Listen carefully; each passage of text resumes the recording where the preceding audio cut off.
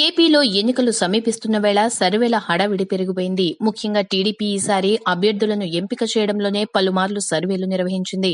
ఎన్నికలకు సమయం దగ్గర పడుతుండటంతో ఆంధ్రప్రదేశ్లోని పార్టీలన్నీ స్పీడ్ పెంచేశాయి. ఒక పక్క జగన్ పీకే సర్వేల ఆధారంగా అభ్యర్థులను నిర్ణయిస్తుంటే, మరో పక్క బాబు రకరకాల సర్వేలు చేస్తూ గెలుపు గుర్రాలను సెలెక్ట్ చేసేశారు. ఏపీలో 2019లో జరగబోయే ఎన్నికలు అటు అధికార పక్షానికి, ఇటు వైసీపీ, బీజేపీ, జనసేనలకు కూడా ప్రతిష్టాత్మకమైనవి కావడంతో చాలా జాగ్రత్తగా అభ్యర్థులు ఎంపిక చేస్తున్నారు. ఈ ఎన్నికల్లో గెలిచి వరుసగా రెండోసారి అధికార పీఠం దక్కించుకోవాలని టీడీపీ తాపత్రయపడుతోంది.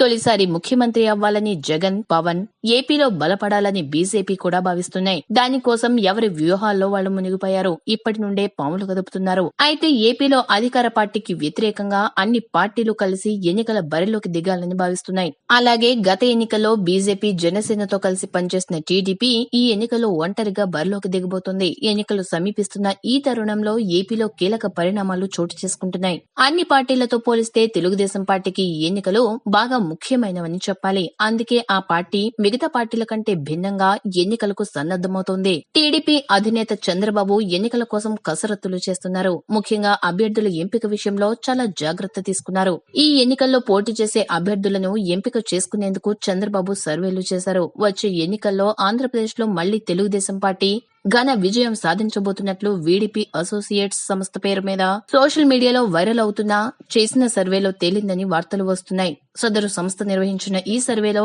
అధికార తెలుగుదేశం అధికారాన్ని నిలుపుకుంటుందని స్పష్టం చేసిందని, మార్చి 22 నుంచి మార్చి 26 మధ్య జరిగిన ఈ సర్వేలో తెలుగుదేశం పార్టీకి గత ఎన్నికల కంటే ఎక్కువ మంది మద్దతిస్తున్నట్లు తేలింది. తెలుగుదేశం పార్టీ పాలనపై ఎక్కువ శాతం మంది సంతృప్తి వ్యక్తం చేసినట్టు తెలుస్తుంది. ప్రస్తుతం ఉన్న పరిస్థితుల్లో అధికార తెలుగుదేశం పార్టీ స్పష్టమైన మెజార్టీతో విజయం సాధిస్తుందని సదరు సంస్థ ప్రకటించింది. చంద్రబాబు ప్రభుత్వం చేస్తున్న అభివృద్ధి, సంక్షేమ కార్యక్రమాలపై మెజార్టీ ప్రజలు సంతృప్తి వ్యక్తం చేస్తున్నారని తెలిసింది. ఇటీవల ప్రభుత్వం ప్రతిష్టాత్మకంగా భావించిన అన్నదాత సుఖీభవ, పింఛన్లు, డ్వాక్రా మహిళలకు పసుపు కుంకుమ కింద ఇస్తున్న నగదు ప్రజల్లో ప్రభుత్వానికి మంచి పేరు తెచ్చిపెట్టాయి.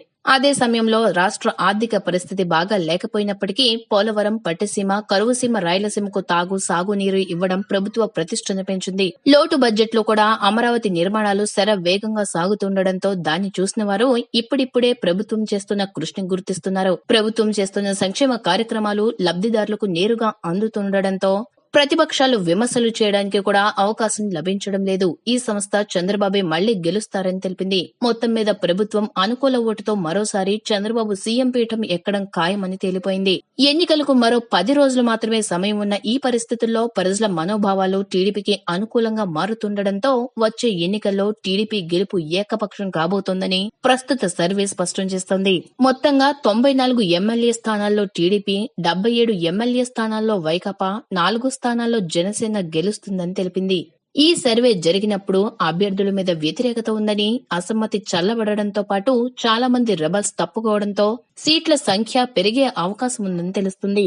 అయితే ఎన్నికల వేళ ఇలాంటి సర్వేలు రావడం సాధారణమే. సోషల్ మీడియాలో ఉండే ఇలాంటి సర్వేల విశ్వసనీయత తెలియంది కాదని, ఇటువంటి సర్వేలను నమ్మకపోవడమే మంచిదని కొందరు సూచిస్తున్నారు. ఈ వీడియో కనుక మీకు నచ్చినట్లయితే లైక్ చేయండి, మీ ఫ్రెండ్స్ కి షేర్ చేయండి. ఇలాంటి మరిన్ని ఇంట్రెస్టింగ్ వీడియోస్ కోసం మా ఛానల్ ని సబ్స్క్రైబ్ చేసుకోండి.